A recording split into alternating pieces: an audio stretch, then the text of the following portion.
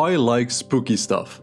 I absolutely love going to the movies and checking out the latest horror movies. You can literally drag me out of bed at 3 AM to go watch a horror movie. Sadly though, horror movies have kind of sucked dick for the last few years. Anything aside from The Conjuring, Insidious, Hereditary, and maybe something like The Taking of Deborah Logan was absolute just donkey dick ass crap. It was horribly bad. But you are probably asking yourself, why the hell am I talking about horror movies? I thought this was a channel that primarily shared bad anime takes. And yeah, you would be completely in the right with that one. My love for horror also translates into anime. I do love my horror anime, but there is a slight issue with horror anime I would love to dedicate this video to.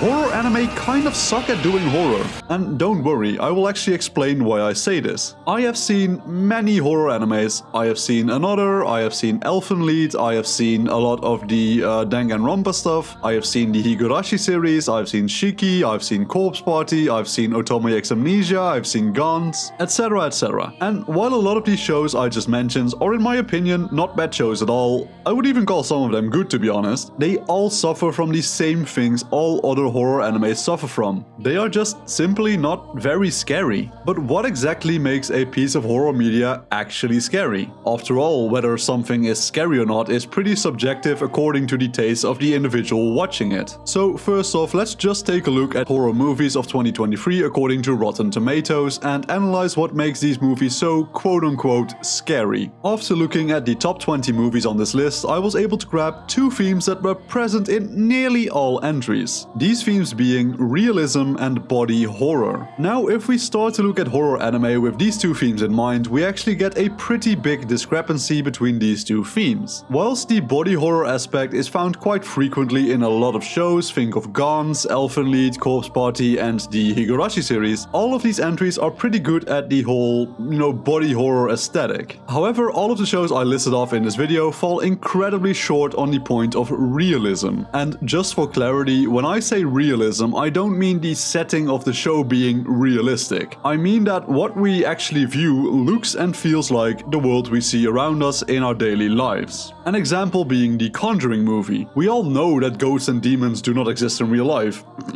At least I sure hope so. But the movie is realistic enough to scare us through being filmed with real people, in real places, with the added power of CGI and practical effects. Anime encounters a massive problem with this specific subject. No matter how much effort gets put into each frame of the anime, they will never be able to fully bring across that feeling of realism a movie could. There is also the matter of the amount of time and effort that would need to be spent on every single frame of the show. And with how horribly the animators are being treated already, I really would not want them to have to do even more work in those circumstances. And even if you are an inhumane swine and you just don't care about the people animating the show, there is always the argument of it just becoming completely unaffordable to make in the long run. If every frame has to be made super detailed, it's going to take more time, it's just not affordable, it's not realistic. But this argument is not entirely fair of me to make. Obviously, an anime will never be as realistic as a multi-million-dollar movie, that's not rocket science. Any hillbilly with a high school degree could have figured that one out. But horror manga being translated to anime face similar issues. Let's start by looking at an example of one of my favorite Japanese horror artists, Junji Ito. On the left side of the screen you will see a manga panel from the Long Dream story written and illustrated by Junji Ito. A little context to add on to the image. The story of Long Dream is about a young man who has been admitted to the hospital because of his dreams. He keeps having horrifying nightmares every night which in his mind take over a year. Every time he dreams, the nightmares take longer and longer, all the way to the point that to Tetsuro, events that happened 2 or 3 days ago in real life seem like 50 years ago due to his dreams. One day he wakes up screaming for another girl in the hospital he had seen before. He had dreamt up an entire life where they were married and even had children together. Eventually his body is unable to keep pace with his long dreams and crumbles into dust. That's a pretty scary concept if you ask me, and the image really does convey the sense of despair and absence of mind that truly resonate with the main character's situation. Now I will show you the animated counterpart of this story from the 2018 animated Junji Ito collection. As you can see, the image looks nowhere near as off-putting as its manga counterpart.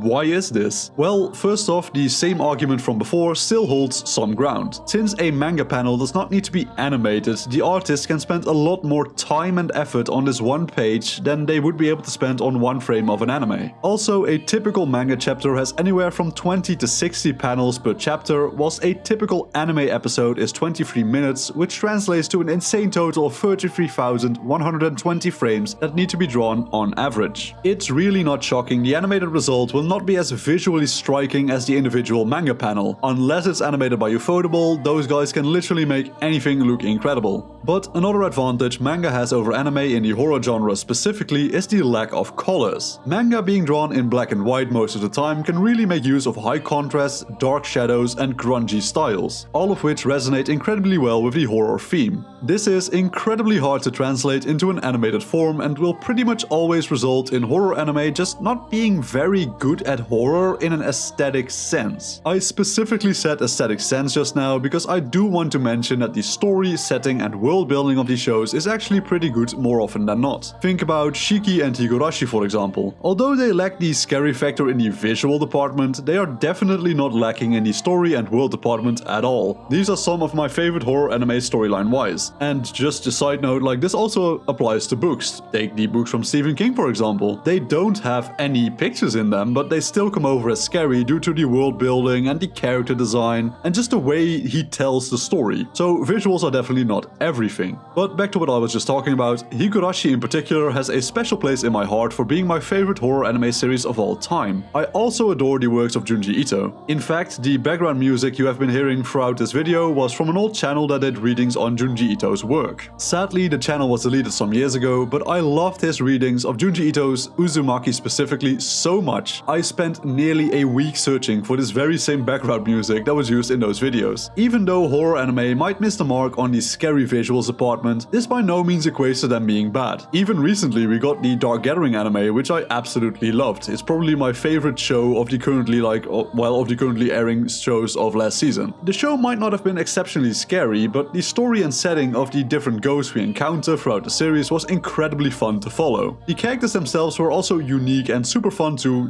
journey throughout the story with. Now I feel I may have gotten a bit off track here, but to get back to the main point of this video, horror anime will just never be as good at horror than manga or real-life movies will. Why is that? Due to anime being unable to fully capture the realism and details a real-life movie or a powerful artwork would have. Does this mean all horror anime are bad? Absolutely not. We just simply have to look at different aspects of the show and, let's be honest here, curb our expectations just a tiny bit. If we have a realistic expectation, we can still experience great joy from watching our favorite horror anime. But with that being said, ladies and gentlemen, thank you so much for taking the time out of your day to watch this video. You spending these 10 minutes might not seem or mean a lot to you, but knowing that people watch my content and enjoy it means the absolute world to me. So if you enjoyed the video, please leave a like and post a comment on this video to let me know your thoughts, and if you disliked the video, feel free to leave a dislike and comment on this video anyway telling me I suck. With all that being said, I will see you all again in the next video. Peace out.